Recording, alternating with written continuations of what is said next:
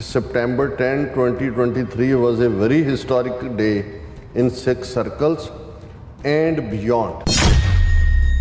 Sikhs of Canada rose up to the challenge set by the Indian state and proved how wrong the Indian state and its filth propagandist media houses have been in interpreting the psyche of diaspora Sikhs.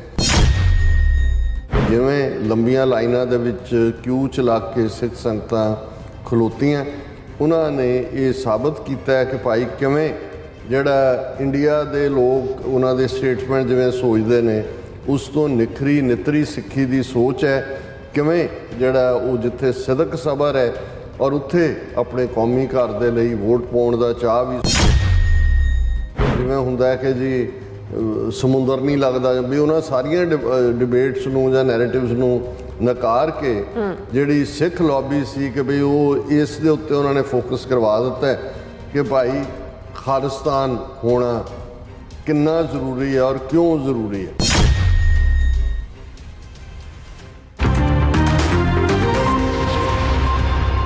Viewers welcome back from programme. So viewers ਗੱਲਬਾਤ ਕਰਨ ਜਾ ਰਹੇ ਹਾਂ ਕਿ ਸਰੀ Canada ਵਿੱਚ 10 ਸਤੰਬਰ ਨੂੰ ਹੋਏ Khalistan referendum ਦੀ ਕਾਮਯਾਬੀ ਨੇ ਦੁਨੀਆ ਭਰ ਵਿੱਚ ਸਿੱਖ ਕੌਮ ਨੂੰ ਉਤਸ਼ਾਹ ਨਾਲ ਭਰ ਦਿੱਤਾ ਔਰ ਇਸ ਸੰਬੰਧੀ ਯੂਕੇ ਤੋਂ ਸਾਡੀ ਵੀ ਸਵਿੰਦਰ ਸਿੰਘ ਥਾਂਦੀ ਜੀ ਹੋਰਾਂ ਦੀ ਲਿਖਤ ਜਿਹੜੀ ਹੈ ਵਸੂਲ ਹੋਈ ਹੈ, ਆਪਾਂ ਉਹ ਤੁਹਾਡੇ ਨਾਲ ਸਾਂਝੀ ਕਰਨ ਜਾ ਰਹੇ ਹਾਂ। ਸੋ ਅਸੀਂ ਚਾਹਾਂਗੇ ਕਿ ਤੁਸੀਂ ਇਸੇ ਤਰ੍ਹਾਂ ਬਣੇ ਰਹਿਣਾ, ਦੇਖਣ ਸੁਣਨ ਲਈ ਐਂਡ ਲਿਖਣ ਲਈ ਤੁਹਾਡਾ ਸਭ ਦਾ ਬਹੁਤ ਬਹੁਤ ਧੰਨਵਾਦ ਜੀ। ਡਾਕਟਰ ਸਾਹਿਬ ਕੀ ਕਹਿਣਾ ਚਾਹੋਗੇ? ਦੇਖੋ, ਉਹਨਾਂ ਦੀ ਲਿਖਤ ਔਰ ਖਾਸ ਤੌਰ 'ਤੇ ਸਰੀ ਦੇ ਰੈਫਰੈਂਡਮ ਦੀ ਕਾਮਯਾਬੀ ਨੇ ਕਿਵੇਂ ਜਿਹੜੇ ਥੋੜ੍ਹੇ ਬਹੁਤ ਢਹਿੰਦੀ ਕਲਾ ਚਲੇ ਜਾਂਦੇ ਨੇ ਉਹਨਾਂ ਦੀਆਂ ਵੀ ਬੈਟਰੀਜ਼ ਚਾਰਜ ਕੀਤੀਆਂ।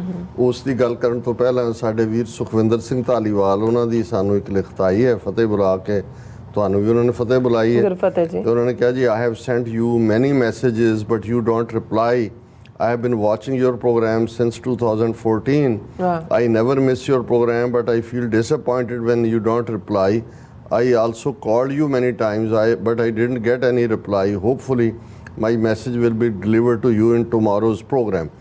ਸੁਖਵਿੰਦਰ ਸਿੰਘ ਧਾਲੀਵਾਲ ਜੀ, ਨਾ ਤਾਂ ਤੁਹਾਡਾ ਕੋਈ ਮੈਸੇਜ ਨਾ ਕਾਲ ਤਾਂ ਅਸੀਂ ਵੈਸੇ ਵੀ ਘੱਟ ਕਰਦੇ ਹਾਂ, ਲੇਕਿਨ ਜਿਸ ਈਮੇਲ ਦੇ ਉੱਤੇ ਤੁਸੀਂ ਇਹ ਲਿਖਤ ਭੇਜੀ ਹੈ, ਜੇ ਇਸ ਦੇ ਉੱਤੇ ਹੀ ਤੁਸੀਂ ਲਿਖਤ ਭੇਜੋਗੇ, ਇਹ ਤੁਹਾਡੀਆਂ 4 ਲਾਈਨਾਂ ਗੁੱਸੇ ਗਿੱਲੇ ਵਾਲੀਆਂ ਵੀ ਅਸੀਂ ਸ਼ੇਅਰ ਕਰ ਲਈਆਂ ਨੇ।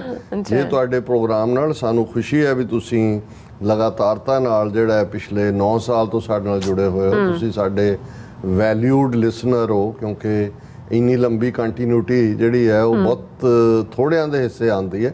ਅਸੀਂ ਤੁਹਾਡੇ ਜਿਹੜਾ ਹਮੇਸ਼ਾ ਵੈਲਕਮ ਹੋ ਤੁਸੀਂ, ਔਰ ਜੋ ਵੀ ਤੁਹਾਡਾ ਕੋਈ ਇਨਪੁਟ ਹੈ ਪ੍ਰੋਗਰਾਮ ਬਾਰੇ ਉਹ ਤੁਸੀਂ ਦਿਓਗੇ, ਸਾਨੂੰ ਖੁਸ਼ੀ ਹੋਏਗੀ। ਅਸੀਂ ਹਮੇਸ਼ਾ ਹੀ ਸਾਡੇ ਲਈ ਖੁਦ ਵੀ ਇਹ ਲਰਨਿੰਗ ਪ੍ਰੋਸੈਸ ਹੈ। ਹੁਣ ਬਹੁਤ ਸਾਰੇ ਕਾਮੈਂਟ ਹੁੰਦੇ ਨੇ ਜਦੋਂ ਮੈਂ ਨੈਕਸਟ ਡੇ ਭਾਵੇਂ ਮੈਂ ਨਾਂ ਲੈ ਕੇ ਕਿਸੇ ਦਾ ਨਾਮ ਵੀ ਪੜ੍ਹ ਰਿਹਾ ਹੋਵਾਂ, ਪਰ ਉਹਨਾਂ ਦੇ ਵਿੱਚ ਕੀ ਪੁੱਛਿਆ ਗਿਆ, ਕੀ ਕਿਹਾ ਗਿਆ ਹੈ, ਹਾਲਾਂ ਨੈਗੇਟਿਵਿਟੀ ਅਬਿਊਜ਼ਸ ਵਾਲੇ ਵੀ ਹੁੰਦੇ ਨੇ। ਕਈ ਵਾਰੀ ਅਸੀਂ ਉਹਨਾਂ ਨੂੰ ਡਿਲੀਟ ਵੀ ਨਹੀਂ ਕਰਦੇ ਅੰਟਿਲ ਅਨਲੈਸ ਬਹੁਤ ਕੋਈ ਵਾਹਿਯਾਤ ਨਾ ਹੋਣ ਫੌਸ਼ ਕਿਸਮ ਦੇ।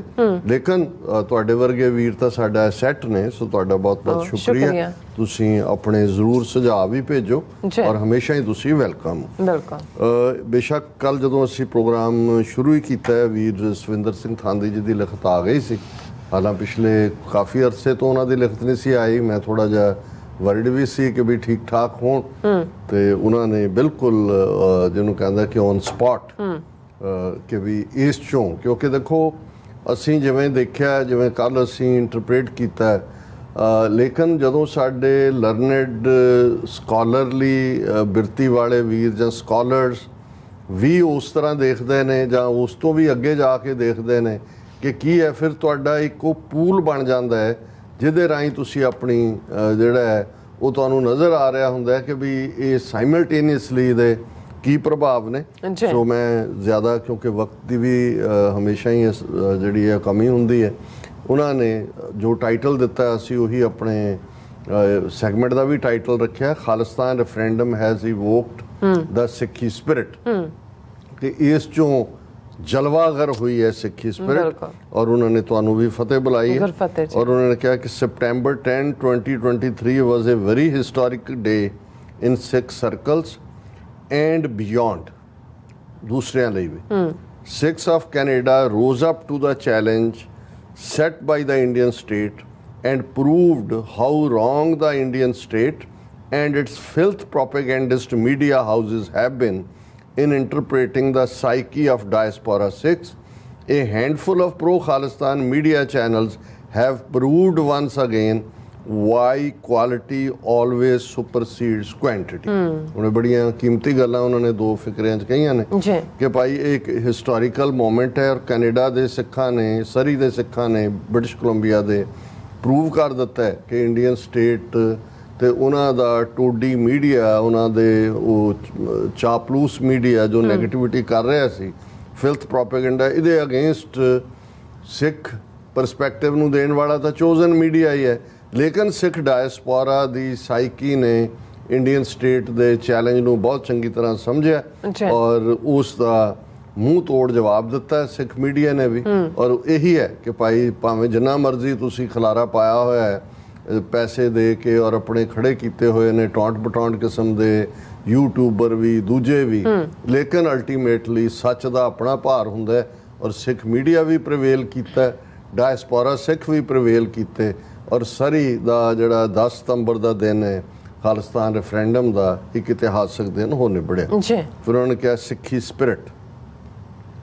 The huge queues yesterday at Surrey Delta were testament to the fact that whatever narrative the callous Indian state tries to set, Sikhs have made up their minds that political power and independence from draconian Indian statesmen is the only way out. Sikhs stood in long queues for hours, but not one individual complained, which got out of the best of Sikhi spirit in each of those who waited patiently for their chance to cast their ballot and make history.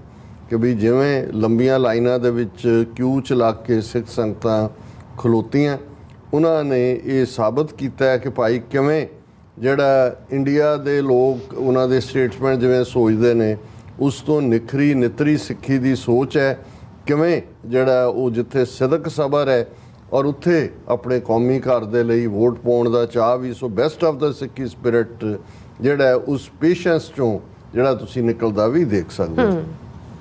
ਫਿਰ ਉਹਨਾਂ ਨੇ ਕਿਹਾ power of lobbying. Narrative started going around social media and live chats do voting weather referendum had any legitimacy or not, and Khalistan would be a country without a water barrier. This is all because of lobbying and creating awareness among Sikhs the importance of political power by pro-Khalistan media networks. ਉਹਨਾਂ ਨੇ ਕਿਹਾ ਕਿ ਵੀ ਇਹ ਜਿਹੜੇ ਨੇ social media 'ਤੇ ਔਰ live chats ਦੇ ਉੱਤੇ ਵੋਟਿੰਗ ਪਾਉਣ ਦੇ ਲਈ ਜਿਹੜਾ ਨੈਰੇਟਿਵ ਚੱਲ ਰਿਹਾ ਸੀ ਉਸ ਦੇ ਵਿੱਚ ਇੱਕ ਤਾਂ ਜ਼ਾਹਰ ਹੈ ਜਿਵੇਂ ਉੱਥੇ ਵੀ ਹੁਣ ਪੈਣ ਤੋਂ ਬਾਅਦ ਵੀ ਕਿਹਾ ਜੀ ਉਹਦੀ ਕਿਹੜਾ ਰੈਫਰੈਂਡਮ ਦੀ ਕੋਈ ਵੈਲਿਊ ਹੈ, ਉਹਨੂੰ ਕਿਹੜਾ ਬਾਈਂਡਿੰਗ ਤਾਂ ਹੈ ਹੀ ਨਹੀਂ। ਉਹਨਾਂ ਨੇ ਕਿਹਾ ਵੀ ਇਹ ਵੀ, ਔਰ ਦੂਸਰਾ ਜਿਵੇਂ ਹੁੰਦਾ ਹੈ ਕਿ ਜੀ ਸਮੁੰਦਰ ਨਹੀਂ ਲੱਗਦਾ, ਵੀ ਉਹਨਾਂ ਸਾਰੀਆਂ ਡਿਬੇਟਸ ਨੂੰ ਜਾਂ ਨੈਰੇਟਿਵਸ ਨੂੰ ਨਕਾਰ ਕੇ ਜਿਹੜੀ ਸਿੱਖ ਲੌਬੀ ਸੀ ਕਿ ਬਈ ਉਹ ਇਸ ਦੇ ਉੱਤੇ ਉਹਨਾਂ ਨੇ ਫੋਕਸ ਕਰਵਾ ਦਿੱਤਾ ਕਿ ਭਾਈ ਖਾਲਿਸਤਾਨ ਹੋਣਾ ਕਿੰਨਾ ਜ਼ਰੂਰੀ ਹੈ ਔਰ ਕਿਉਂ ਜ਼ਰੂਰੀ ਹੈ। ਬਿਲਕੁਲ। Sikhs for Justice, which a few days back was being deemed as a terrorist outfit, soon started being addressed as secessionist organization by Indian media after witnessing the numbers.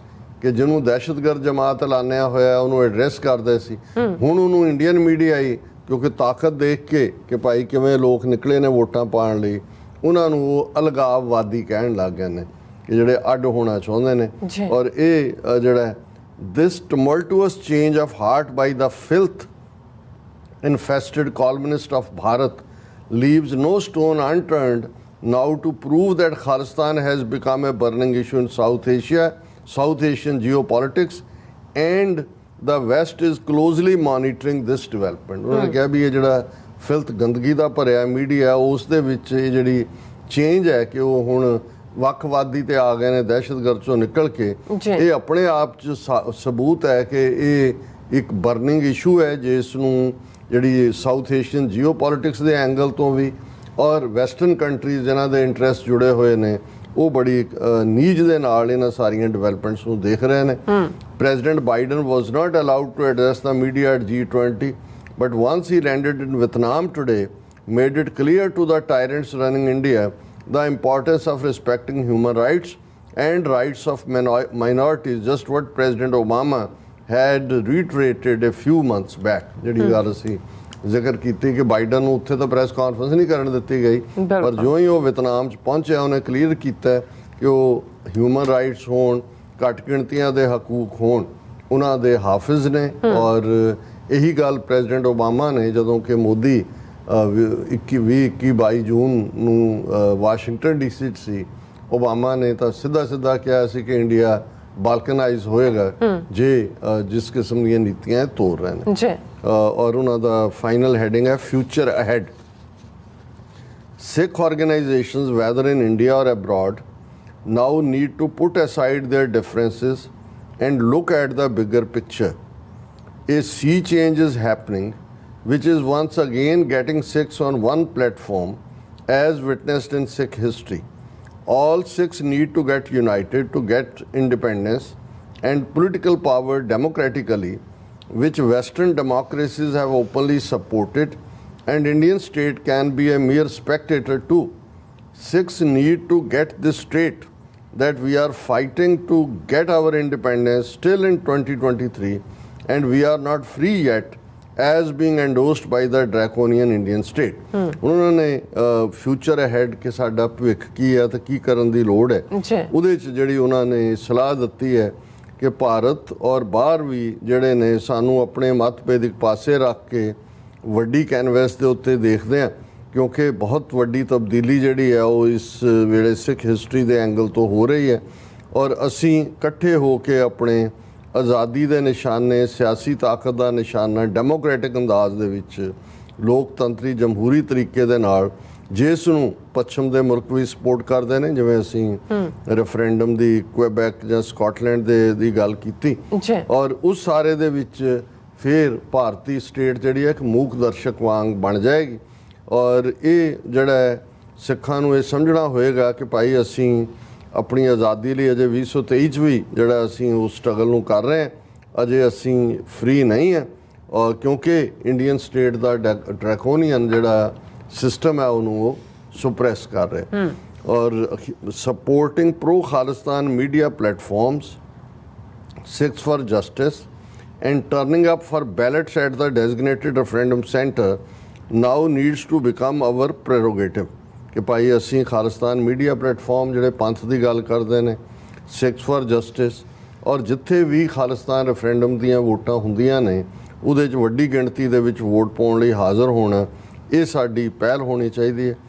This democratic fight in the coming months will make Sikhs even more enlightened, politically aware and fearless। ਕਿ ਇਹ ਜਿਹੜੀ democratic process ਹੈ ਆਉਣ ਵਾਲੇ ਮਹੀਨਿਆਂ 'ਚ ਜਿਹੜੀ ਹੈ ਉਹ ਸਾਨੂੰ ਸਿੱਖ ਕੌਮ ਨੂੰ ਇਨ ਜਨਰਲ ਜਿਹੜੀ ਹੈ ਜ਼ਿਆਦਾ ਜਾਗਰੂਕ ਕਰੇਗੀ, ਸਿਆਸੀ ਤੌਰ 'ਤੇ ਉੱਤੇ ਵੀ ਉਹ ਜਾਗਰੂਕਤਾ ਆਏਗੀ ਔਰ ਬੇਖੌਫ ਵੀ ਬਣਾਏਗੀ।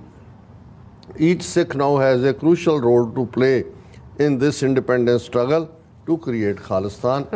ਗੁਰਫਤਿਹ ਕਿ ਭਾਈ ਹਰ ਸਿੱਖ ਦੇ ਸਾਹਮਣੇ ਹੁਣ ਜਿਹੜਾ ਇਸ ਮੋੜ ਦੇ ਉੱਤੇ ਅਸੀਂ ਆ ਕੇ ਖਲੋਤੇ ਕਿ ਉਸ ਦਾ ਆਪਣਾ ਰੋਲ ਅਦਾ ਕਰਨਾ ਬਣਦਾ ਹੈ ਇਸ ਖਾਲਿਸਤਾਨ ਦੀ ਆਜ਼ਾਦੀ ਦੇ ਸੰਘਰਸ਼।